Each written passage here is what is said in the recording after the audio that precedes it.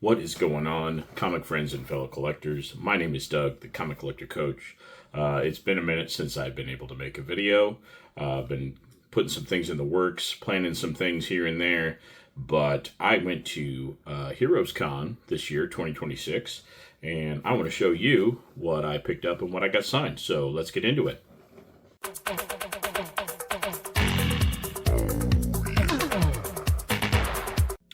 So I want to start out just by saying HeroesCon was an absolute blast. From the people that I got to finally meet in person, meeting new people for the first time that I didn't know, picking up books, all the creators I got to meet, all the signatures I got to get, checked a lot of boxes. It was my first time ever attending HeroesCon. I wish that I could have gone last year when a bunch of guys were going in the YouTube sphere. But having gone this year, I think I'm going to endeavor to try and make it every year going forward. So we'll see how that goes. But a couple of shout outs. First of all, I got to shout out Alex at the Longest Cosplay. He picked me up from the airport on Thursday afternoon. He took me to the airport Sunday afternoon. Just a great guy to hang out with. Had some really cool Spider-Man cosplay that he was walking around the con in, and picked up some cool books too. So, Alex, thanks for being my taxi and just hanging out. So, like I said, I got in Thursday, the 11th, into Charlotte, which is the host city for HeroesCon. Flew in Thursday afternoon. Alec picked me up from the airport. Checked into the hotel. I did stay at the Westin because it is right across the street from the convention center. Super short walk. And also, you really staying at the Westin grants you the opportunity to kind of run into a lot of the creators that are also staying there. And I certainly did. On the elevator, in the bar, there were tons of creators just all over the place, and they were, every single one of them, super nice, and stopped to chat for a minute or two when I ran into them and said hi. But the other thing I wanted to do after checking into the hotel on Thursday was go pick up the wristband. Now, I did do VIP for the con for the biggest reason that VIP pass holders get in 1 hour earlier than the general admission pass holders on the con floor, all 3 days, Friday, Saturday, and Sunday. The biggest decision, the biggest thing that pushed me into making the decision to get the VIP pass is that I had a few books that I wanted to get signed by Roy Thomas. He was one of the creators that was there for Saturday only. So I knew that if I got the advantage of getting in an hour early on the con floor, I could get in his line early and, kind of beat the general admission crowd. So I'll talk more about that here in a minute. But then, Thursday evening, we met up with Matt from Pressedcomics. Brian LCS. We met up with Up and Adam of Adam at Up and Adam, and then we everybody got their passes. We went and had a quick bite to eat, and then Felix from Felix Comic Art was having a private screening. It was invite only of a movie that he didn't, it was a surprise movie. Nobody knew what it was going to be until we got there and he told us what it was. But what he had, the only clues he had given anybody is that it was highly likely that you haven't seen this on the big screen. And he was right. The movie that was shown was Midnight Run. Fantastic movie starring Robert De Niro and Charles Grodin. I had not seen it before. It was super entertaining, and it was just a great time hanging out with all the guys and watching that movie in a kind of a private setting. After that, it was pretty late, so we all called it a night to get an early start Friday morning.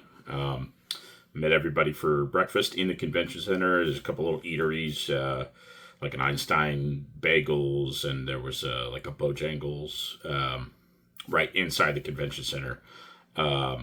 So super convenient to just walk over there, grab a bite to eat, and then go wait in line for the doors to open. That being said, let's jump straight into some of my pickups, or all of my pickups. So first stop, as soon as I walked through the doors, myself and Brian walked right over to the comic carrying Hanser booth. Mark from Legion of Comics was there. DJ Lynx was there, man in the booth. So I had to go say hi to those guys, and I picked up their cover for Mark Spears Monsters number 10 with the Tin Man, and I just thought that was a really cool cover. Now, I understand that they sold out of these, but I think they may still have some available when come auction time later in the year, I think October. Next one, these are in no particular order necessarily, but one of the people that I really wanted to meet, being a big fan of the Blue Marvel, was Kevin Grevio, and he was there. This was the first time he had been to HeroesCon, and while he didn't have any copies of Blue Marvel, which is understandable, it's a pretty low print run, I did pick up a copy of his book, I, Frankenstein Noir, which is pretty cool. I mean, the art's pretty rad. And he mentioned that this is the comic book that they used to make the Netflix movie. So that was pretty cool to get to talk to him for a little bit, talk about Blue Marvel, how come Marvel hasn't used the character more. And then we may be hanging out with him in the future, so stay tuned for that. This one's one of my favorites. I've been looking for a good quality copy of this for a long time, and picked it up on Sunday. Vendor had it listed for, I think, $25. I said, would you take 20? She said, sure, not a problem. But it is Destroyer Duck number 1. Great book to have, just a silly kind of thing. And then, Steve Gerber and a couple other creatives. As you can see here at the top, it says Special Lawsuit Benefit Edition. They created this book to, Marvel wasn't going to pay them for some of the work or the right, give them the creative rights of Howard the Duck. So they made that kind of as an answer to that.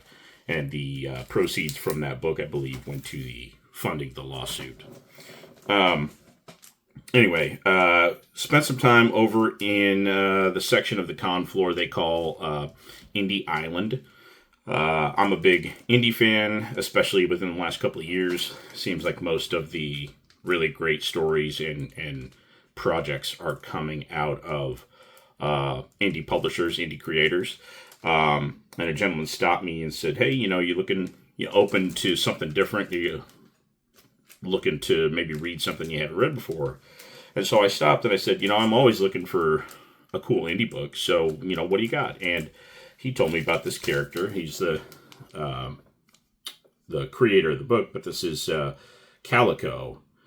Here comes Calico number 1. And the way he described this character to me was basically, this guy is the Punisher, but instead of just going after and punishing any bad guy from street thug to all the way up the ladder, this guy specifically targets people who are animal abusers, which I thought was really interesting. So and I did read this. It is a pretty good read, honestly. So if you're looking for something new and different and you're a fan of the Punisher, it is pretty gory, graphic.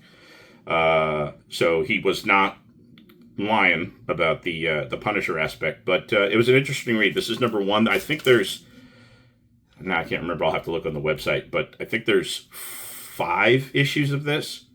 So I may be picking up the other 4 issues of this. We'll go through the rest of these here pretty quickly. I picked all of these up on Sunday, I believe.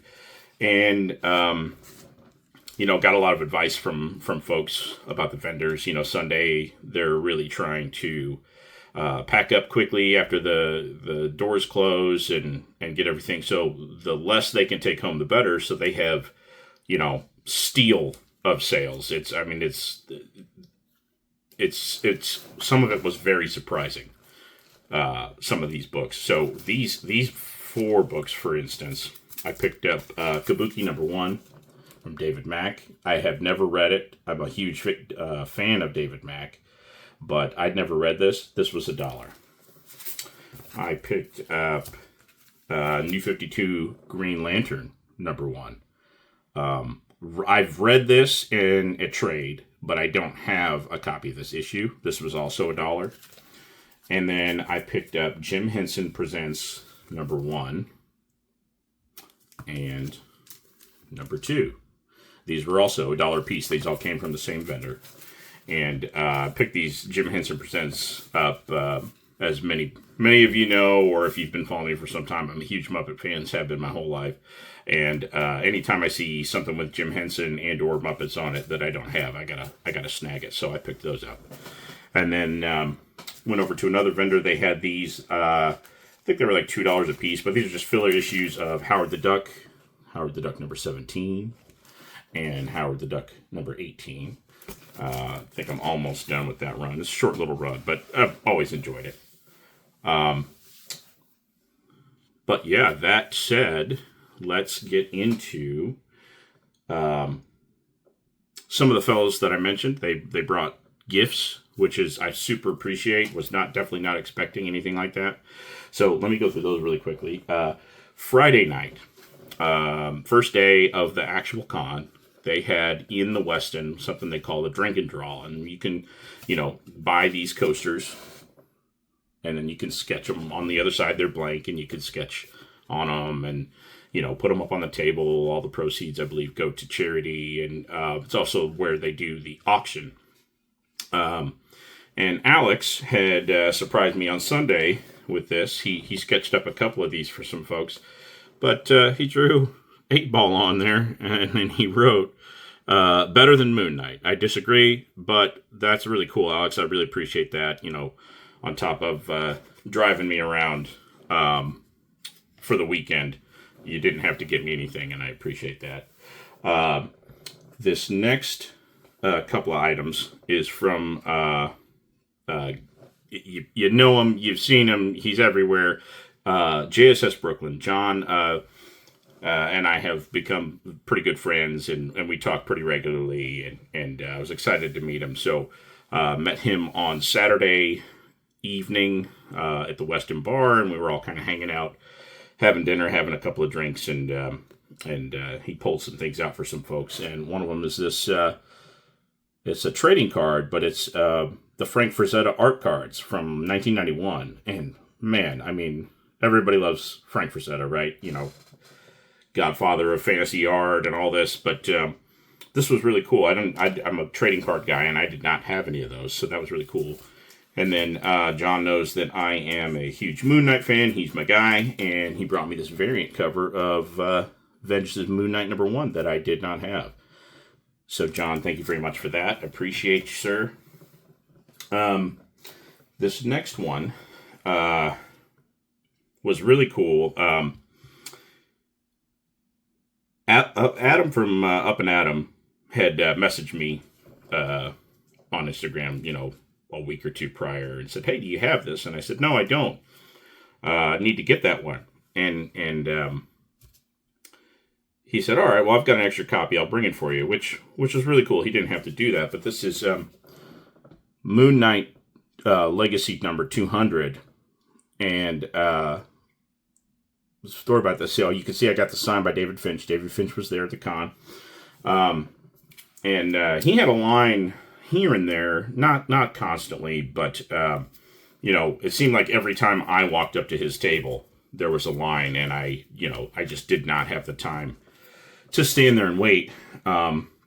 Eventually, I caught him, I believe, Saturday evening, about an hour before he stopped taking folks, or before the con doors closed, about 5 minutes before he stopped taking any more people for signatures. I got him to sign that, which was great because, funny story, me being me, being in a rush on Thursday when I was trying to get to the airport and beat traffic and all that, I left about 5 or 6 books here at home that I had intended to take with me to get signed. One of which was Moon Knight #1 from the 2006, 2009, somewhere in 2008 series, the Charlie Houston, David Finch run. I was going to have David Finch sign that for me. Left it at home. So thank you, Adam, for gifting me this copy of Moon Knight 200, because without you, I wouldn't have had anything to get Finch to sign. So I appreciate that very much. The other thing that Adam gave me, which I'm just completely still just blown away by this every time I look at it. It's just fantastic. Many of you are probably familiar with Adam. He's a phenomenal artist, and he likes to do a Bristol board 11x7 kind of homage with the character faces swapped out for the individual he's tailoring it to, and he made me this Moon Knight #1. There's a comic collector coach there. You kind of collector shoved in there. Cover Moon Knight #1. But he got me in it. This thing is just incredible. And then he, the Mr. Knight there from the Jeff Lemire series. And then you got your sweet corner box there. Just really awesome. This is, I've already gotten a frame for this, and I took another frame for the video, but this will be hanging on the wall back there behind me, so keep an eye out for that in future videos. But Adam, thank you so much, man. This thing is just excellent. Forgot to mention earlier, Johnny from Johnny's Comic Stuff was there. Great guy. You're probably familiar with him. His rants about DC trash on the Tuesday night show over on Holly House channel. Super nice guy. He brought me a t-shirt. So Johnny, thank you for that. And throughout the whole con weekend, kind of ran into these guys, stood in line with a couple of them, certain creators, and I'll get to that here in a minute. But every single one of those guys was just great all weekend. It was just fantastic. So let's go to Friday morning. I did get in. I did exercise that getting into the doors an hour early every single day, Friday, Saturday, and Sunday. Just because, if I'm going to pay for it, I'm going to use it. And it was really nice to kind of walk around the con floor before it was really just flooded with people. And kind of talk to creators a little bit longer and, shake their hands, hear their stories, and just hear what they had to say about whatever piece, was getting put in front of them. It was a really cool experience. But the first gentleman that I went to go see, somebody who I've been a fan of for a very long time, really got me into Marvel trading cards as a kid, and that is Mr. Joe Jusko.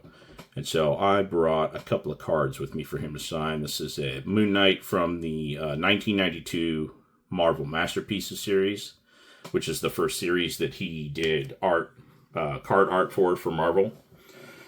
I had him sign this Moon Knight from the 2016 Masterpieces set, but this is the re-release from 2023 or 24 in the XL format. This is like a 5x7. So they re-released the same cards, the same art with some new, one-offs in it, but in a 5x7 format, in an XL format. So he signed that for me.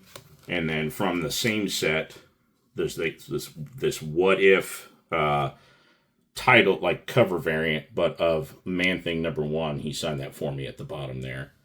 Had a lot of things for Mr. Jusko to sign, including this next one, or these next two actually, but we'll roll right from one after the other. This is one of my favorite covers from the Volume 1 of Moon Knight run, Moon Knight #17. And you can see that I brought a pen with me. It's like this chrome metallic ink when it dries, so it actually pops really cool there. But I got this one signed by Joe Jusko, and then Dennis Cowan was there as well. So I had both of them sign that. It's just one of those really cool, black and white cover. You got the yellow Moon Knight trade dress, and just a classic, cover. Great Jusko art and Cowan art, and the fact that they were both there is also another reason why I chose this book. Now this one, again, mentioning Nate and the guys on the Tuesday night show, there's kind of a long-standing joke now about this book, Nightcat #1. And I said, I got a pretty good copy of that. I have to get that signed. There's 3 different creators that worked on this book or were involved with this book were at HeroesCon. And so 2 of them, of course, just mentioned Joe Jusko, this Joe Jusko cover, Dennis Cowan. And funny story about that is Johnny and I had met up with Johnny right after, not long after talking to Joe Jusko on my own. And then he was like, yeah, I've got some things for Jusko to sign. So I went and waited in line with him. Jusko didn't really have a long line most of the time. But super sweet man, told some stories. Matter of fact, he told us that these cats on the cover here, there's 3 cats.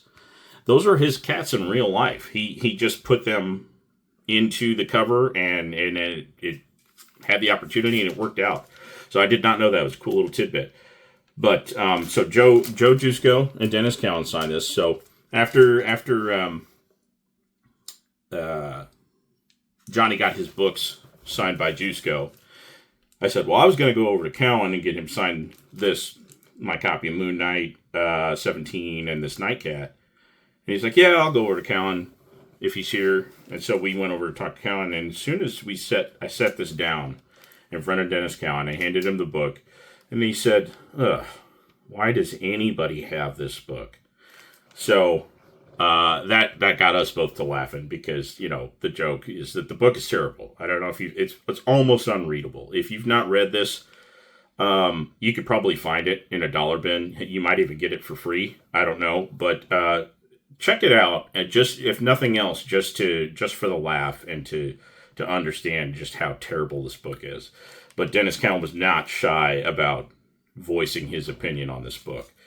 But from there, one of the other of the 3 creators who were involved with this book at the time, Tom DeFalco was there. Had no line. Johnny and I walked right up to him and put this down in front of him, and he kind of laughed and we talked, and I finally got a definitive answer about the shirt that they, again, if you're not familiar with this book, when they launched this book, they found this model, this musician, and the way DeFalco was telling us the story is basically they brought these female musicians in and they lined them up and they kind of heard them sing or whatever, and this was the music studio doing this. They ended up going with this gal here who ended up being the face of the book. But with the music studio that had partnered with Marvel to make this a whole, there was a record album that they recorded and put out. That does exist. They're out there, they're kind of hard to find, but they're out there, they're around. But then the other thing was they were going to launch this t-shirt. This was going to be a whole thing. And so I asked Mr. DeFalco, I said, okay, level with me here. These t-shirts, did they ever actually get produced? And basically the answer was no, he didn't think so. If they did, he never saw one. But that was something that the studio was handling. Marvel was not handling that portion of the collaboration, other than just the artwork. So there it is. The final answer. The shirts never got made at all. They never existed. So you got an advertisement for a shirt that never came out. So I thought that was pretty interesting. Getting back on the Moon Knight train, creator who I've been a fan of for a very long time was there, and I've always seemed to miss him when he's come through or close to within driving distance for me. But that's Stephen Platt, and I really love the Mark Spector Moon Knight run. And this cover has always been one of my favorites, and so I was able to get him to sign that for me here. That was every single one of these creators was super nice. Happy to chat for a few minutes if they didn't have a super long line. But talking to Stephen Platt and just hearing him talk about how he enjoys drawing Moon Knight, it was just a really cool experience to finally meet him. This creator was there. Didn't really have a long line either. A lot of these guys didn't have much of a long line. But Cullen Bunn. This is Deadpool Back in Black #1, where Deadpool gets, the Venom symbiote finds Deadpool and they wreak some havoc. And this is the Tyler Kirkham KRS Comics variant. I've been hanging on to this for a long time, and so I got Cullen Bunn to sign that for me. Another older creator who was there, who's you probably recognize most of his work of The Thing from the Fantastic Four. Fantastic artist, but Ron Wilson was there. Had no line at all. Very nice guy, and so I did bring my copy of Masters of the Universe #1. After Marvel took over the title from DC, and he signed it right there for me in the kind of the sun there. It's really awesome. So I said that I would touch back on the reason I got the VIP and getting in line for Roy Thomas. So Saturday morning, the doors opened 1 hour early, but the con hours were that day. So Friday was 10 a.m. to 7 p.m. Here's the lanyard that they give you. 10 a.m. to 7 p.m. And then Saturday it was moved up 1 hour. So it was 9 to 6. And then Sunday it was 10 a.m. to 6 p.m. So we had kind of all game planned. Friday night, dinner, hey, who's doing what in the morning, and Adam and I were talking, and he said, hey, if you don't mind, I've really got some books that I'd like to get signed by Roy Thomas, but Adam didn't get VIP admission in time. They sold out. I think they have like 500 passes for VIP every year, and so when they're gone, they're gone. And Adam missed it by a little bit. So I said, yeah, man, I'll get your book signed, and no problem. And I only had 2 or 3 that I was going to have, 2, I think, signed by him. And so Roy Thomas has a limit of 10 items, no more than 10 items per person, which is great because, the last thing you want to do when you're already waiting in line with 200-300 people or more, somebody rolls up with a short box full of stuff that they want the artist to sign or the creator to sign, and you're there for an hour just waiting on this guy to get through a short box. So a really cool thing that Roy Thomas and his team, they limit everybody to 10 items. And so I told Adam, I only have 2 books that I'm going to get signed for me. So how many do you have? And he said 2. I said, yeah, not a problem. So grabbed those from him Saturday morning. And then I also met up with Dave from Still Only 35 Cents.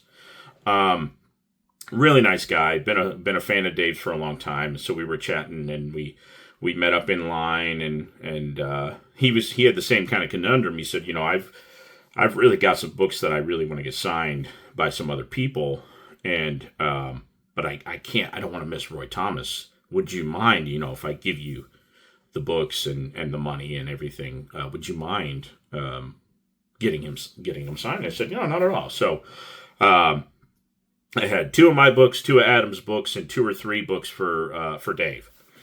And then when they opened the doors, we were probably waiting in line for 30-45 minutes or so.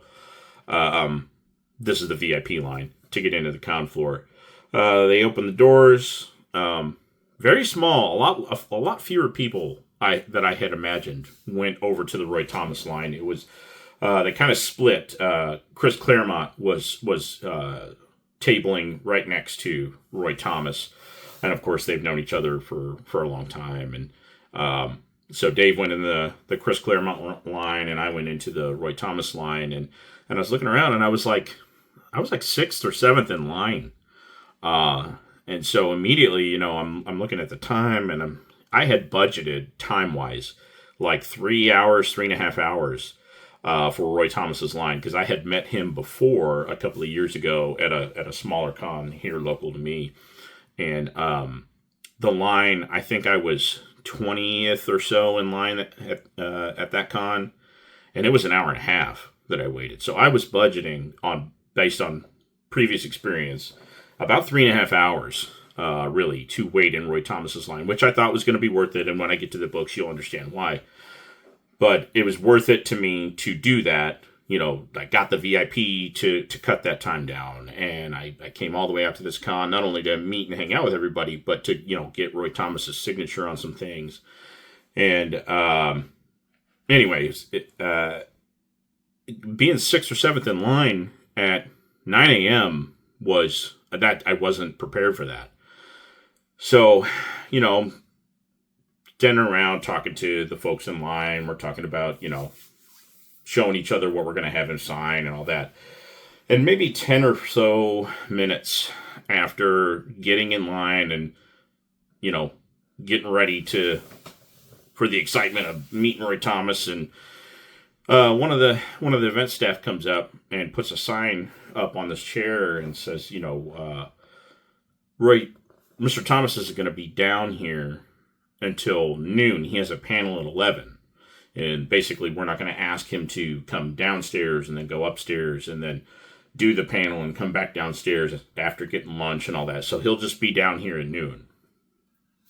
Well, for a creator who was a one-day only attendance, which was Saturday, to be told that immediately you're going to lose 3 hours of his one-day appearance at the con, everybody was visibly a little, upset.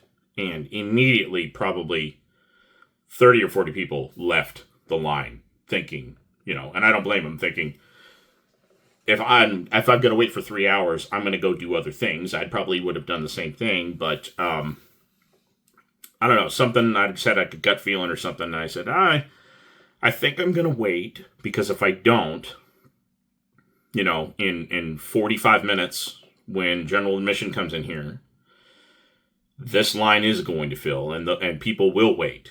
So if I leave this line, I don't know that I'm going to be able to meet Mr. Thomas. So I stayed in line, and I think 2 people in front of me jumped out of line, and so the first 3 folks that were in line, they didn't move. The 2 behind them got out of line, and so I was now 4th in line. And this was all before 9:30, 9:25. So, we're sitting or standing in line, talking, showing each other books that we're going to have them sign and this and that. And then here comes, about 15 minutes later, here comes Roy Thomas walking by the table. And I was like, he's got to be sitting down. There's no way he would just come down here and say hi and leave.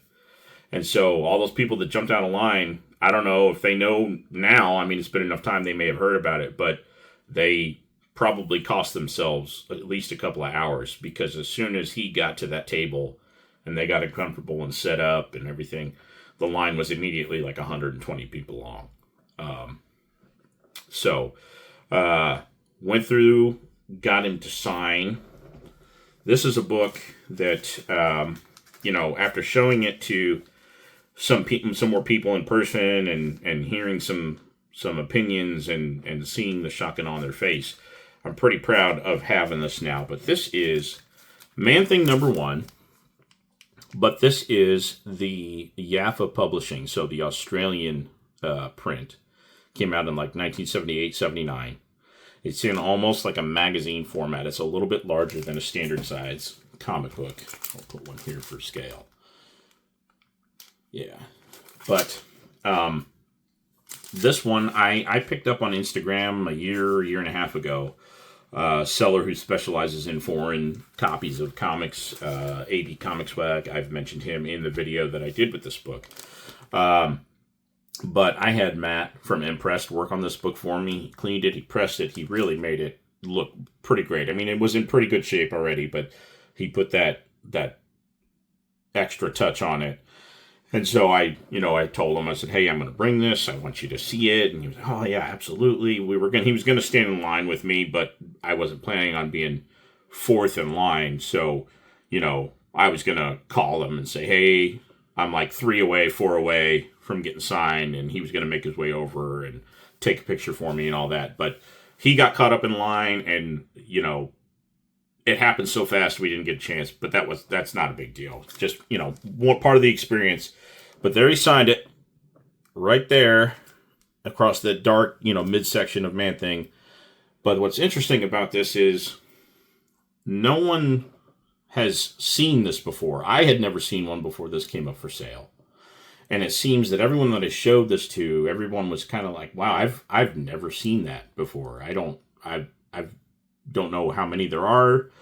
And I did some research. Nobody really knows. So it's really cool to have this, question mark print run of Man-Thing, being a large Man-Thing fan and fan of many of the things that Roy Thomas was on the creative team for.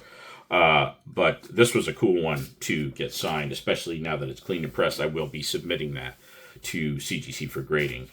And this next one, in that same vein, is actually Man-Thing number 2 from the same publisher. So Yaffa Publishing, Man-Thing number 2, so the consecutive issue. The other thing that's worth mentioning is I guess they didn't have the license for very long, and they were trying to cut their printing costs down. So there's actually like 3 issues. Like the first issue number 1 is it's like 1, 2, and 3 of Man-Thing Volume 1, and this is like 4, 5, and 6. So all in one wrap. The insides are black and white. And again, it is like a magazine format. But man, just that pink and yellow on the cover with the green, and then Roy Thomas signed it right there. This one is actually going to go to a friend of the channel. So we'll say mum's the word on that for now. But yeah, just a really cool experience, talking and meeting with all these creators that I've been fans of for a really long time. If you're on the fence about going to HeroesCon specifically, or any other larger con that you may have to travel for, or it's got some of the bigger names in the industry going to be there, I'd say go for it. It's worth going. I've been to a lot of cons, most of them small and local to me. This was definitely the biggest one I've been to, and it was 100% comic centric, meaning that just about all of the vendors there were comic vendors. All of the creators there were, you had indie creators, people from Marvel, DC, everything. And they were all there for the fans. And it doesn't seem like it's one of those cons where you're dealing with quite as many,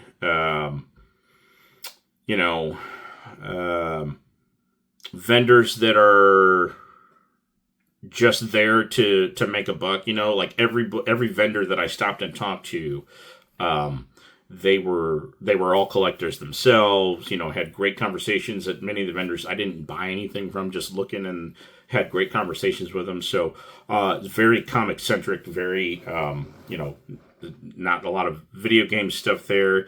They did have a cosplay contest on Saturday, but you could tell, and there were a lot of cosplayers there, and that was really cool, but it wasn't, centered around that. So it was really pretty cool to go to a comic book convention that's still, comic books are the center of attention, and not, movie stars and TV shows or whatever other type of celebrities might be at maybe like a fan expo or a C2E2 or something along those lines.